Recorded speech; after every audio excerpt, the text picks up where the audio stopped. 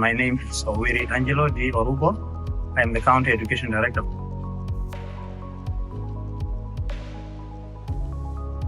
I remember earlier this year, we had to close down the schools, even though it was a national requirement, but then we had to comply because of the effect it is having on the learners. So we closed down the schools, and that also affected attendance.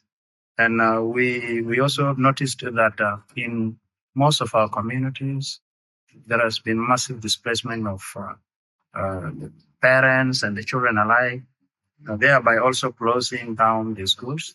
Another destruction that we've seen is on the school facilities, where a lot of classrooms have been blown off, the roofs, and a lot of cracks, because of the composure of the soil, which happens to be very weak, and because of that, it has really, really affected education facilities. We also don't forget how it has affected our girls from attending schools. We find that, when it is hot, children don't have to go to school, and specifically the girls, because they will not really have a lot of wash facilities. That, again, has increased the gender disparity.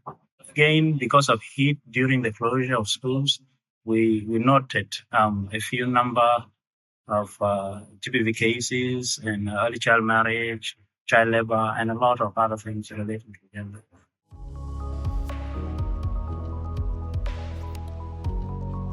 Initially, at the beginning of the year, when we realized that the heat affected the schools, resulting in closure, we thought that maybe local authorities could be given the chance to be able to look at their own phenomenon and adjust where possible, reopening and the closure of schools. So, talking about academic calendar, I think it is very important that the national ministry leaves it to the states and maybe down to the ground, to the counties, to be able to decide when to reopen schools and when to close. So I think it is very important there. Again, we feel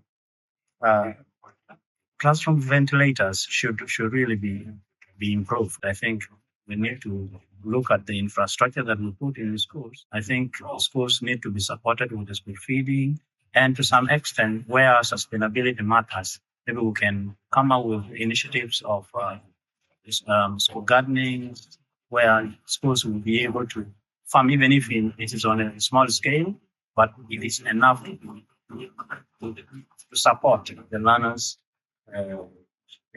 who are hungry, who may not even find food when they go back home.